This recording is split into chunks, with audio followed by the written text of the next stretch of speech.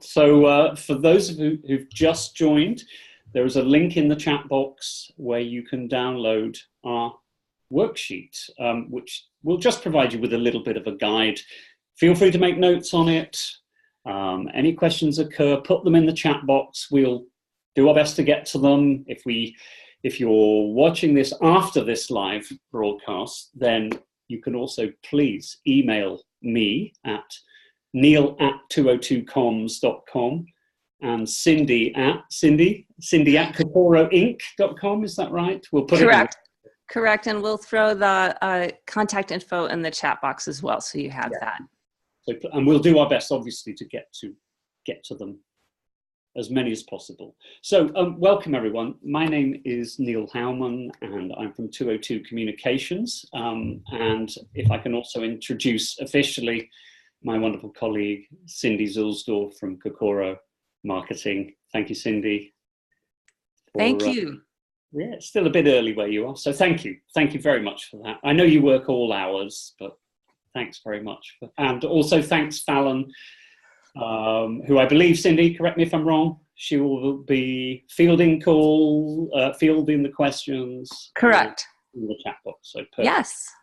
So we thought that we would do a webinar on how to use white papers to drive sales. And really the reason why we thought that this would be a really good thing to discuss is because over the past 2 or 3 years especially, we've noticed, the people we've worked with, the desire for white papers, to create white papers, the requests for white papers, and that sort of more in-depth content has grown quite considerably. We were thinking, so why is this happening? And we've got a few observations on, how the industry is changing, the changing landscape of the industry. It used to be the case, in my experience, that companies could do a certain amount of marketing to maintain visibility, keep a presence in the trade media by attending the trade shows, doing a bit of activity around that time, press releases, etc. But I think that year on year it gets more competitive, the marketplace, and their customers are wanting more and more in-depth solutions before they make their purchasing decisions. Cindy, would you agree with that? Have you noticed anything similar? Well, yeah, customers have changed how they buy, right? It used to be back in the day, somebody's going to fax a price list, and really the salesperson was in control of everything and had the info, and they were the folks giving everything out to prospects before they purchased. And as we all know, it's completely changed. We all research everything online. And so the long story short of that is the customer's going to get some info online about the topic they care about. We know that for sure. And so really, why shouldn't you be the person to give it to them? Absolutely. And you just have to change. We all have to change how we present that info and how we deliver it. I couldn't agree more. They're hungrier for knowledge year on year, I think we've noticed. And you're right, if you're not going to provide them with the answers that they're looking for, the solutions to some of the issues they're facing, they're going to find that answer somewhere. And in a highly competitive industry, you want to give yourself as many advantages as possible. And if you can demonstrate that you understand the challenges that your customers or your potential customers face, and that you have the expertise, the solutions, the flexibility to help them solve their problems, I think that is what we're talking about here. And why white papers, I think specifically, is I've looked at some recent research, several surveys, industry surveys, and white papers consistently come at the top of the type of content that people look at when they're making their purchasing decisions. Closely followed by things like case studies and things like that, but consistently, white papers are at the top of their list. We might mention case studies a little bit in passing as well, but I mean, this discussion, this webinar is mainly going to focus on white papers. Okay, so I think we'll get in and take a look at our worksheet. So I hope you all have your worksheets downloaded and ready. One thing I should mention, I think a few of the lucky early downloaders of the worksheet, we are offering after this webinar, over the next coming weeks or into the new year, whatever suits. If you wish to continue having a strategy conversation with us, maybe a 10-minute strategy conversation, I think the lucky first 5 who downloaded this, Cindy? Yeah, the way it works is for folks who, there's a 2-piece bonus here for folks who are on live. One is you get a 12-minute call with Neil to finish up your worksheet. And so he's got a ton of expertise, right? And so to sign up for that, all you need to do is put in the chat box right now, put yes and your email address. Right. And that's going to get you a sign up for that 12-minute call. Not a sales call, just no strings attached. Meet with Neil, finish out the sheet, get your strategy and tactic nailed down. And then what we said was for the first 5 people who sign up for it, you said that you're going to talk with your writers. So at your company, you've got pro writers who really know what works, and they will write your first post promoting your next white paper, right? And so that you get this expertise that usually costs a bunch of money to get writers to do it. They're going to do it for you. So it will be a free, social media or short blog post. We can talk about that later. So good luck with that. I think there's some questions coming in. Is everybody okay with downloading? Mirko, I hope you've been able to get that. There's the link for you. Perfect. That's great. Thank you. Thank you, Fallon, working away in the background there. Okay, so let's get on with our worksheet, for want of a better word. And I think that in our industry, I think we would all agree that sometimes we get a little bit complacent about the terminology. So what is a white paper against? What is a white paper? What is a case study? Cindy, I'm going to give you a first shout at this. I'm actually cheating here because I've got an official, very brief definition of them, but just so we make sure that we all know what we're talking about here. All right, so you want me to define white paper? Yeah, no pressure, Cindy. But no pressure. Well, I'll tell you how I think of it. I think of it as, especially in a technical industry, can work for any industry, but for our industry, it's going over a technology specifically, and maybe a little bit around the problem that technology solves. It's not a data sheet. It's not a checklist. It's not a case study. It's going over that technology. Over to you, Neil. How do you define it? Yeah, well, I mean, in my experience, the white papers that we've worked on over the past 2 or 3 years, they've usually been an in-depth piece of content that is looking at a specific issue or challenge. Certainly the most effective ones are. And they are a presentation of whoever is writing that white paper, the company, the client, whoever, about their thoughts on that particular matter, and usually, obviously, the solving of a complex issue or challenge. That's certainly been the most successful ones. Case studies are usually, in our experience, the ones that we've worked on predominantly, a written account of some detailed information about a process, usually undertaken on behalf of a customer or working with a partner, again, to solve a particular issue, but a step-by-step guide of how that was achieved, what the positive outcomes were of deploying, certain solutions or certain approaches. So, we're mainly going to be talking about white papers, but I think that case studies are the sort of the junior partner to that, or the cousin, or another piece of content which have been extremely useful. Because, let's face it, if you can get a customer or a partner talking about the work you've done together, then, it's worth its weight in gold when convincing people to make sales purchasing decisions, and hopefully they'll be buying from you. So, first area is really about what, in our opinion, or in our experiences, makes a good white paper. And I would suggest that it's the relevance of the topic. And again, the most successful white papers that we've worked on and worked with people on is when that they've been talking to their customers or their potential customers, and they are getting a challenge, an issue that is recurring. And if you can address a specific challenge that, you know, a lot of your customers are facing, and obviously demonstrate that you've got the expertise and understanding of that challenge, and therefore then help them solve it. I think that really is the first thing I would suggest. It builds your credibility, it positions your expertise in a particular area. Would you agree, Cindy? I know that you do a whole range of white papers in a number of sectors, tech sectors. Yeah, a lot in the tech area. I mean, it can actually work in different industries as well. Sure. So it's not limited to tech, but the special thing about tech is everybody's got so many challenges and they're scrambling to keep up on the latest technology. So it's a special opportunity there. So if you guys haven't downloaded the worksheet yet, we do have this link here. And really, we just hit the first box here is making a good topic.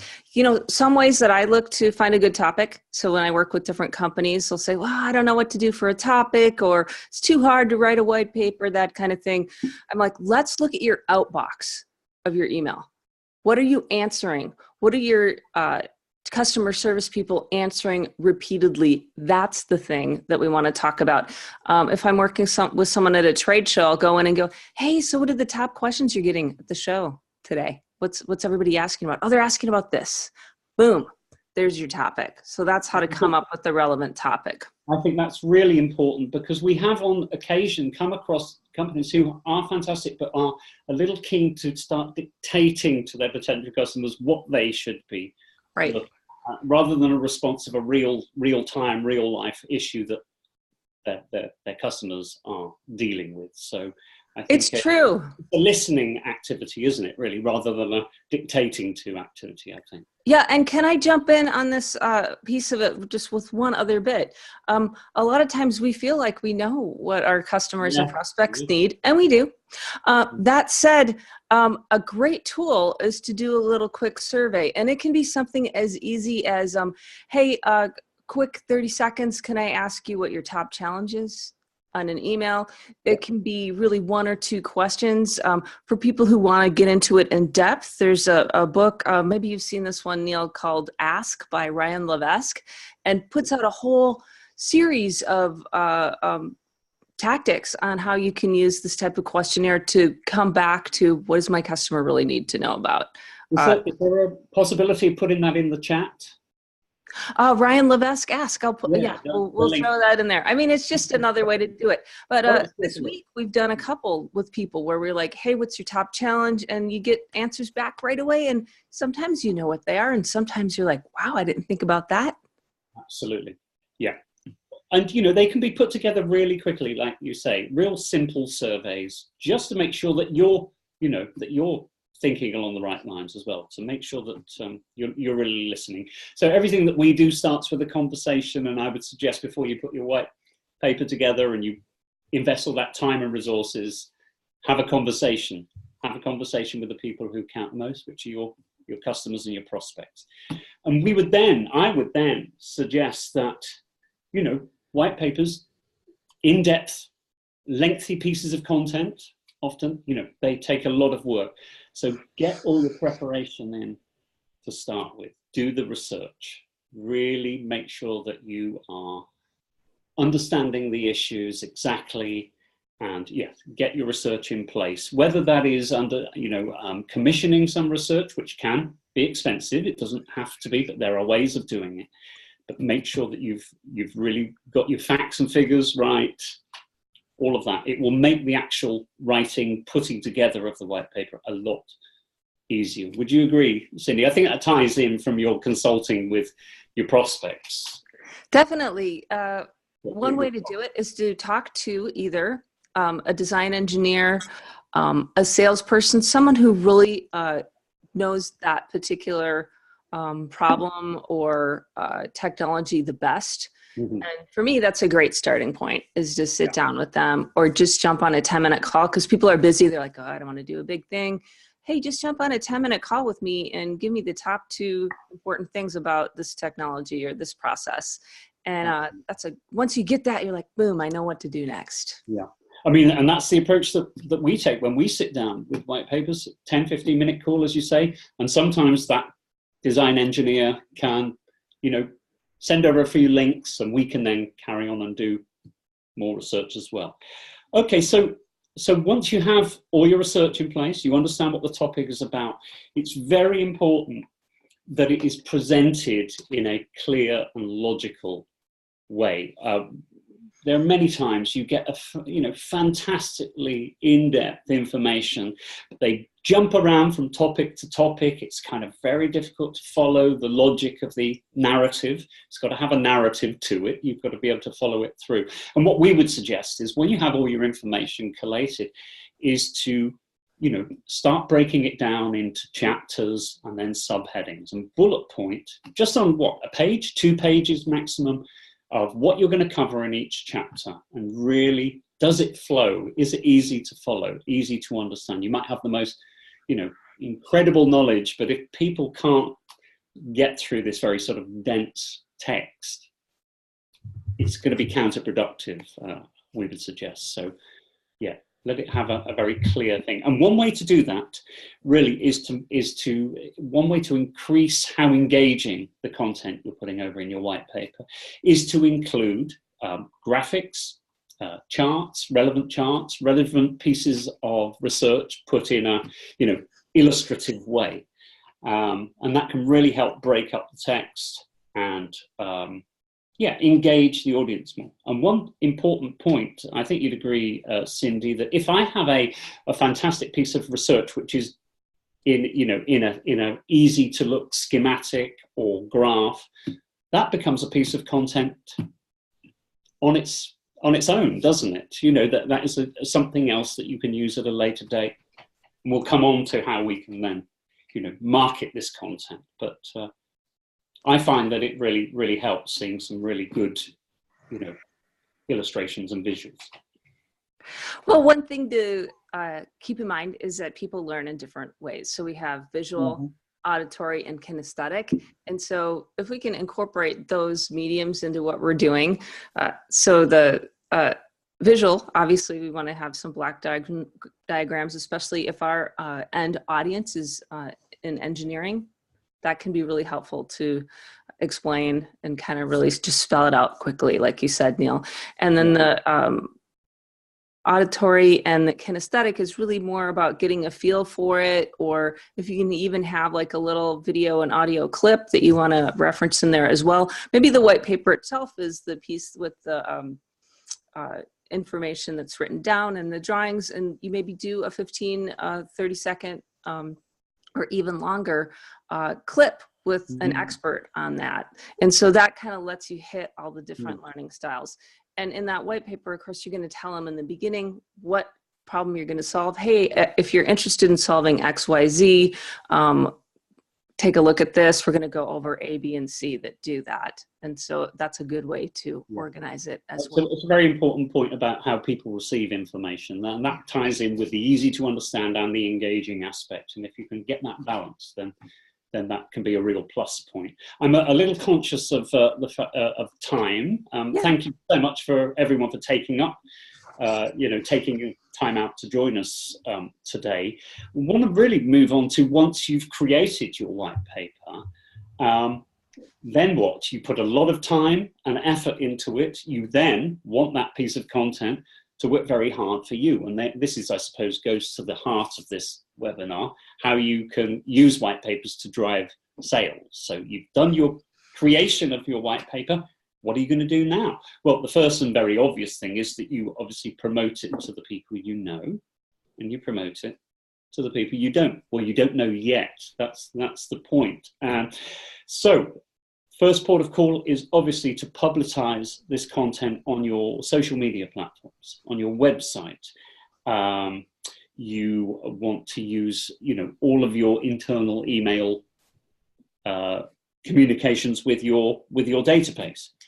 Also, a great way of beginning to develop some buzz around your white paper is on your LinkedIn page. Try and start a discussion group about certain aspects that the white paper covers. What do you think about this? Who agrees with the conclusions we draw? I mean, Cindy, you have a lot of experience using LinkedIn and developing campaigns via LinkedIn and social media platforms. Anything you can share about how you can get that conversation started? Yeah, for sure. You alluded to this earlier. Once you have that white paper, it's almost the pinnacle piece of a campaign, if you will.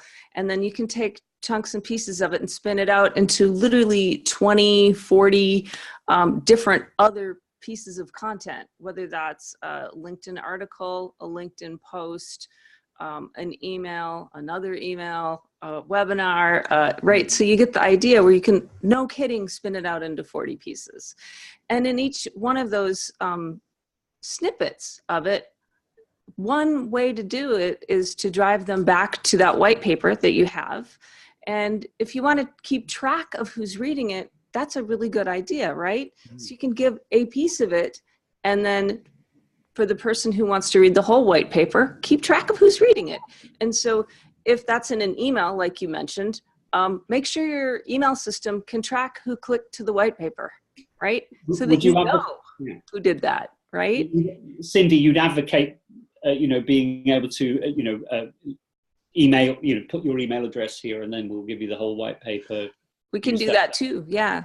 Make a sign-up sheet. So like, hey, you read the first chapter, or you read the first page, or hey, you liked this infographic or diagram about it. If you'd like to read the whole thing, give us your email address in exchange for this white paper. And that's what, of course, salespeople want, is to know who's interested. And that gave them a way to raise their hand to say, hey, I'm interested in this. Yeah. And then in my experience, how those work, that is the start of the conversation. And, you have follow-up email campaigns, which are then offering further pieces of interesting and useful content to deepen your engagement, potentially, with people who are wanting to learn more about your product solutions, etc. So email campaigns are certainly one of the things I think works really well with these.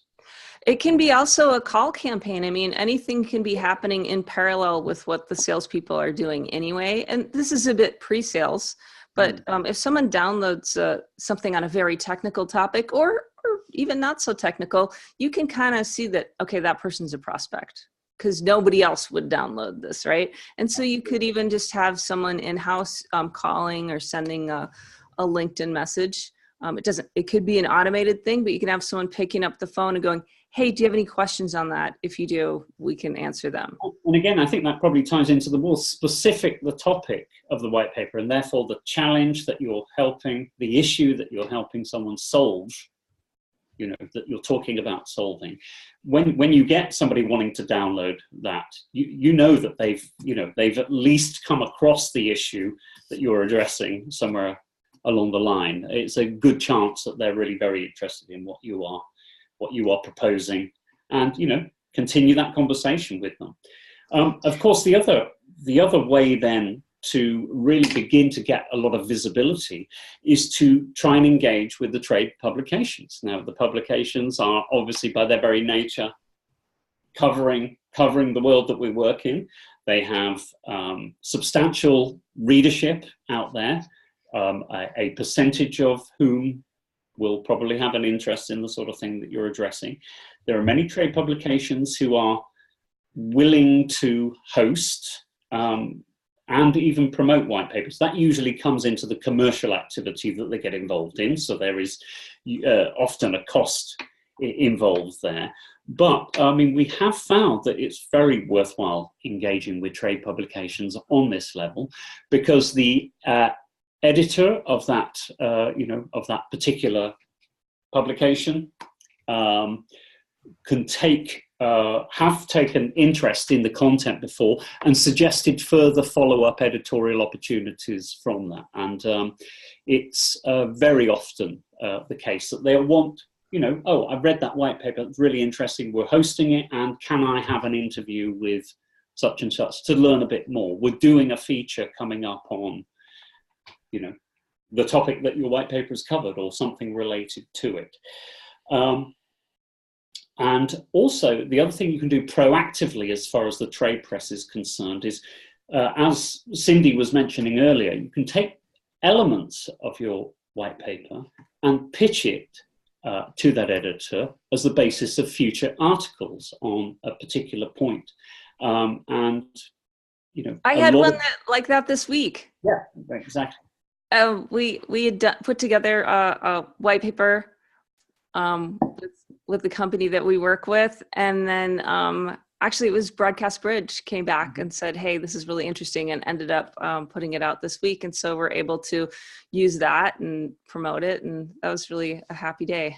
But I'm reminded, you've just reminded me of another client I know who put out a white paper, and an editor of a publication just took a section of this and pretty much ran it as an article as well, almost as was. We needed to repurpose it slightly, but not an awful lot, you know. So there is a great advantage in doing that, and again, endless possibilities by engaging with the trade press. And I guess we now move on really to one of the things that we hear a lot of. One of the most important things. We talk to a lot of sales teams. We deal with, you know, marketing and communication teams a lot, but we speak to a lot of sales teams, and they are often crying out for really, really good, well-researched, well-presented, in-depth pieces of content to use as part of their sales engagement, their presentations to potential prospects.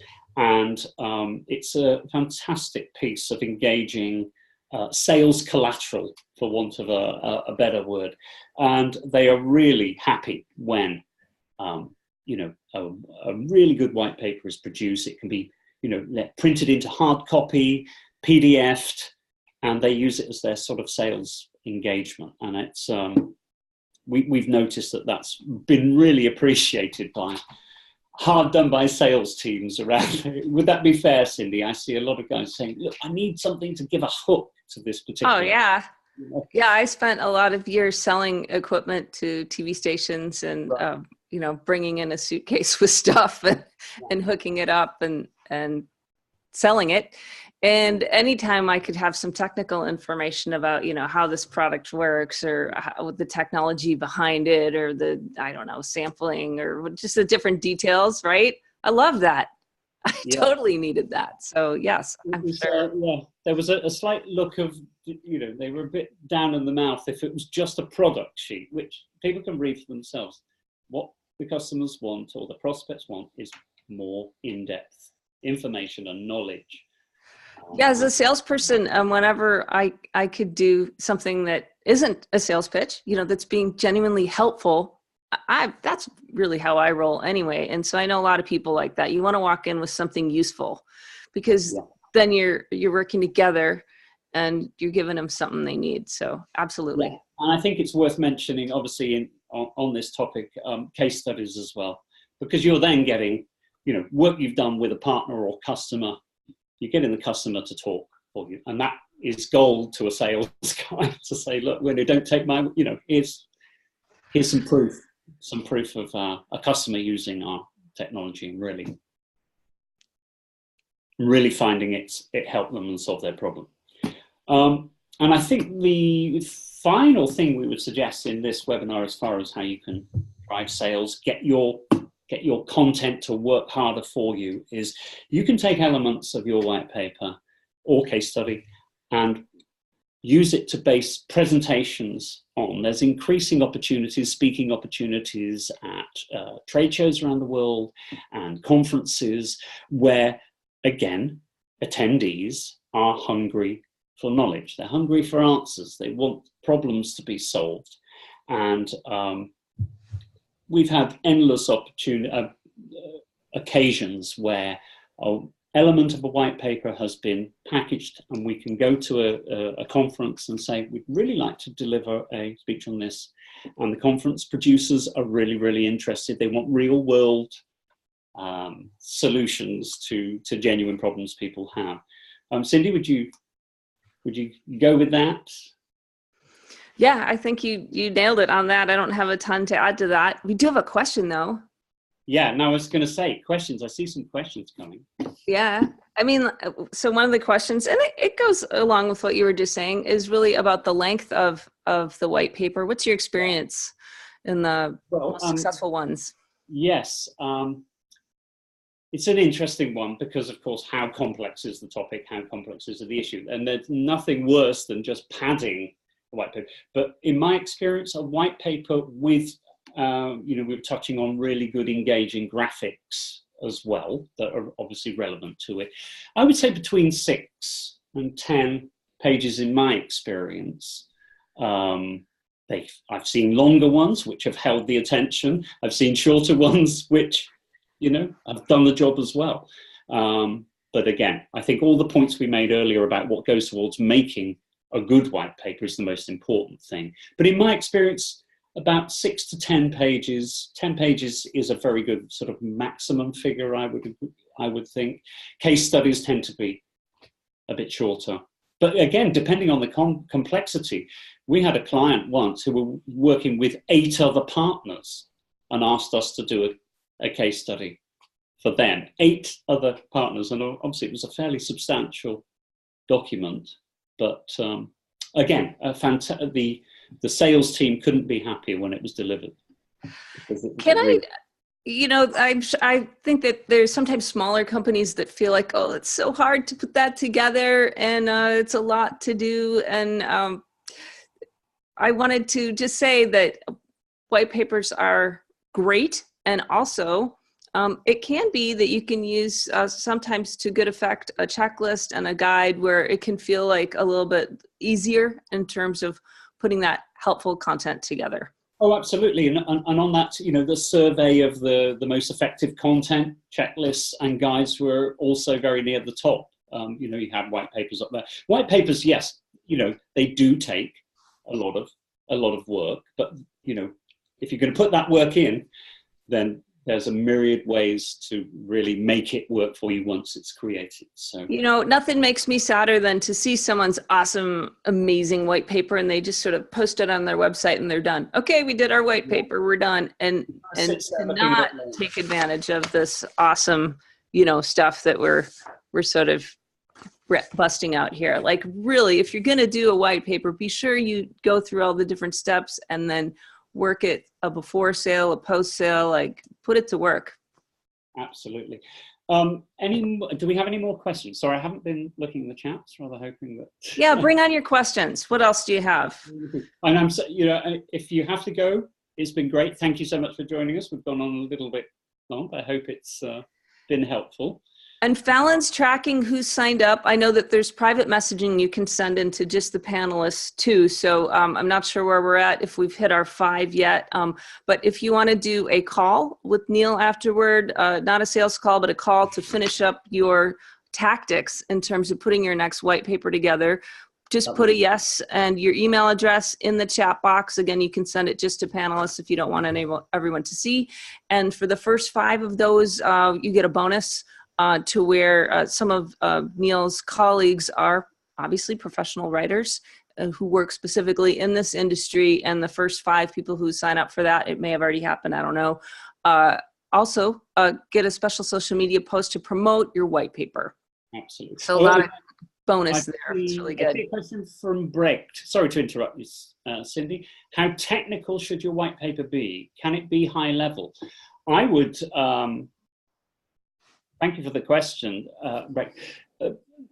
Every white paper is a different animal to an extent. Again, I would suggest that it's dependent on its subject matter and dependent on the conversations you've been having with your potential target audience. If the white paper is dealing with a topic that is is going to be for the the CTO of a company, then naturally a more technical level of understanding. If it is really the challenge you're trying to help a potential client, customer, prospect achieve is a little bit on a business model, but through a more efficient sort of use of a technology or deployment of a solution, then I would suggest that it could be a slightly higher level thing. But I think it would be very dependent on that's the specific topic involved. If it is going to be very technical, just be very sure of the audience that you're going for. It's usually the more specific CTOs, especially. The head engineers. You've always got to be trying to speak the language of your target. Okay. I can take one more question. Yeah. Do we need to change the toning of the content as per target audience while writing white papers? That's from Aditya. Well, thank you very much for that question. I think in a way, what I've just said previously is probably applicable to that question as well, in my opinion.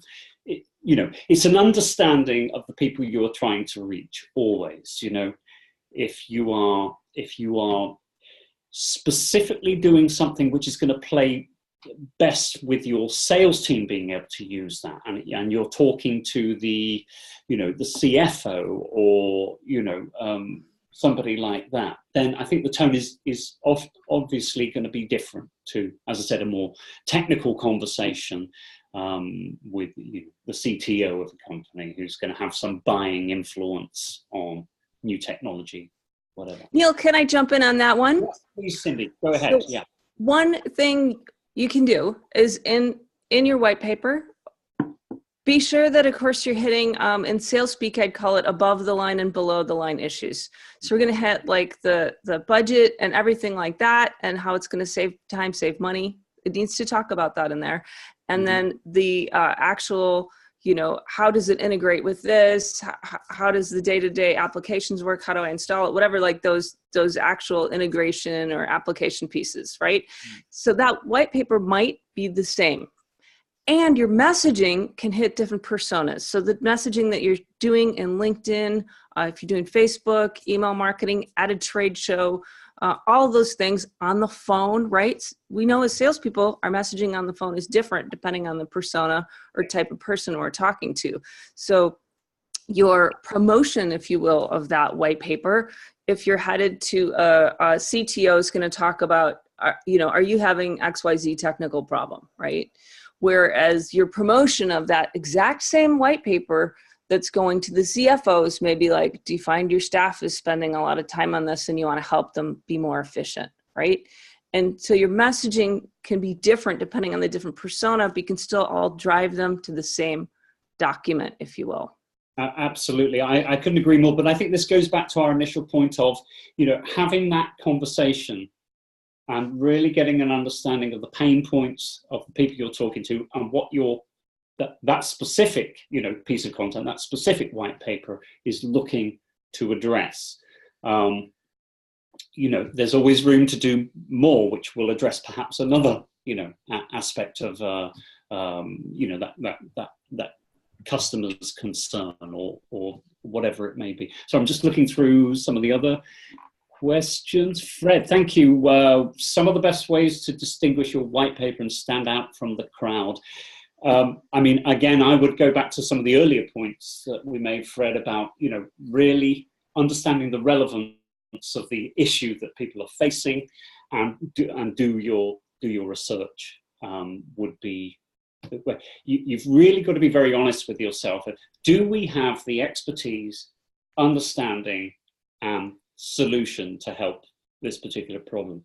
Cindy, would you agree with that? That's in my experience. That's, you've just got to be very, very clear that, you've got that, you've got what it takes to help them, genuinely help them solve a problem. Well, make sure the title of it actually addresses the problem or the technology specifically. So it needs to talk about that and B, when someone reads it goes, oh, I want to know that, right? So if you've done any surveying or conversation with your customer and you heard someone say, gosh, I wish I could get a little bit more info about X, then you're going to have that in your white paper title.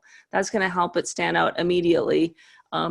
Just so we're really sure that we're using the language of the people that we're talking to in there. Yeah, and I think this, and Fred, this next question from Barbara, thank you, Barbara, as well for, it's probably a bit more for Cindy, really. If you've got some time, Cindy, sorry to keep bombarding you, but this is, I think this plays very much, you know, how would you recommend to proceed with prospects once the white paper has been downloaded? Now, you know, I mean, this is totally your expertise. I know certain ways we've done that, but would you offer them a free trial, a demo, or do you suggest something else? Yeah. So let's, if it's okay, I've got a couple samples that are queued up, and we'll put the links to them in the chat here, so you can actually see some real life examples of what we're doing with opt-ins with actual customers right now, and a sales funnel. So I put that together in case someone had this question. So to answer your question, I think about the sales funnel. This is my sales funnel here. And so if we're using the white paper sort of more at the top of the funnel to get people interested in us, just to know about us, then maybe think about your buyer's journey. What happens next? What do they need to do next? Do they need to, I don't know, get a data sheet? Do they need to, closer to the bottom of the funnel, get a demo? Do you have some software they can demo, right? And then eventually, do they need to talk to a salesperson, or can they just buy right away? So pick 2 or 3 points in the buyer's journey, and then you're going to line up everything with that. So one successful one that we just put into the chat here does just that. Hey, here's a guide on this technology. Here's a white paper. And then after they download it, we say, hey, would you like to download our trial? Here's some more helpful info, and would you like to download our trial? And then, hey, would you like to jump on this webinar? And now would you like to talk to a salesperson? And if that sounds like a reasonable buyer's journey for you, put it together. Some people are going to do something different and color outside the lines. That's okay. Put a path for them. If they take it, awesome. And if not, you still have something in place that will help them along the way. Does that answer the question? And if you have more questions about that, you can put them in the chat. You're welcome to hit us up later. We've got our contact info here in the chat box for you as well. Yes, and I noticed a couple of people did come to the conversation late. Please don't worry. Our email addresses, contact details, as Cindy said, are in that chat box. And please feel free to continue the conversation after this webinar has finished. We'll be bringing it to the... I have a question. Yeah. Did you guys find this useful? Will you be using it? Were you able to fill it out during the webinar? Just curious. And if you have time to chat that in, great, or just let us know later. Yeah. I mean, just, let me know. Just a handy guide to help you structure how you might approach this.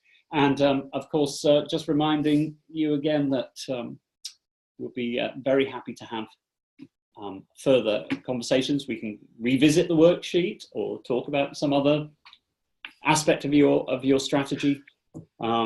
Very happy to do that afterwards. You've got our contact details there. And maybe just one more. Sorry, I saw one. Aditya, yeah, that was a great question there. Is it a good idea to promote white paper through the webinar? A webinar?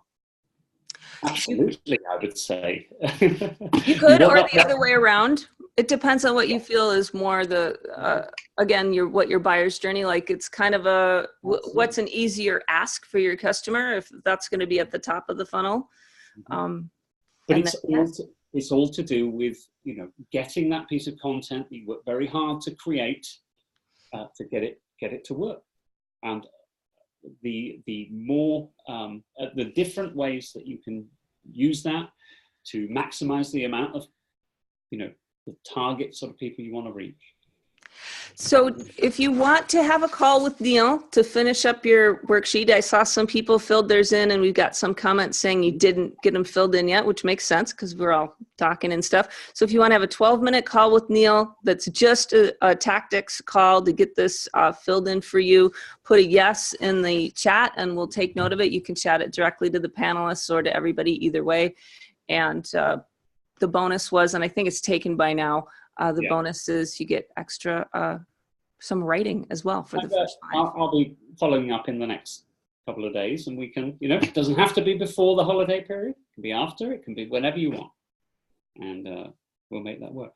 So, look, can I thank Cindy very much? Thank you, Neil. And thank you, Fallon, for all the work behind the scenes. And thank you, everyone, for making the time to join. I hope it's been helpful. Please, let's this be the beginning of the conversation. Let's not end it here. You've got our contact details. It'd be great to engage with all of you further. If you have any questions, you want to continue to look through the worksheet, talk a bit more about case studies, whatever it is, please drop us a line. Thank you very much indeed. And we'll see you soon. Thanks, guys.